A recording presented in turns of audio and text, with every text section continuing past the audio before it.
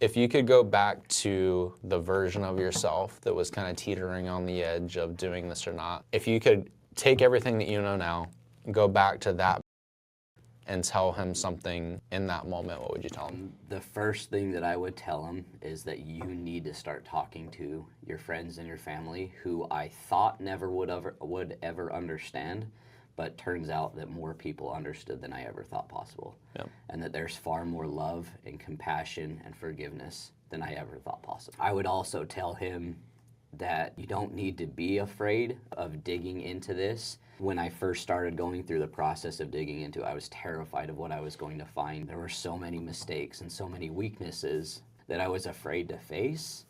But once I did, I started to understand that the very things that were the weaknesses or the mistakes were actually the tools and the opportunities for strength and for growth that I needed in order for me to figure this out. When I kept asking my Heavenly Father for strength, I didn't understand at the time that it was going to come in the form of facing these weaknesses and facing these mistakes and being able to dissect them enough to learn from them, turning it in from a stumbling block into a stepping stone, where I would just keep tripping over the same weakness or the same mistake over and over and over again. With the right tools and the right questions, I was able to now use that to make me a better version of myself, to give me wisdom, to give me tools. And so I would encourage that person to jump in as quick as they can, because though the journey is scary and it's uncomfortable, right? We think that it's going to feel amazing at the very beginning, and it's going to be this really, really fast. There's work to do, but the grass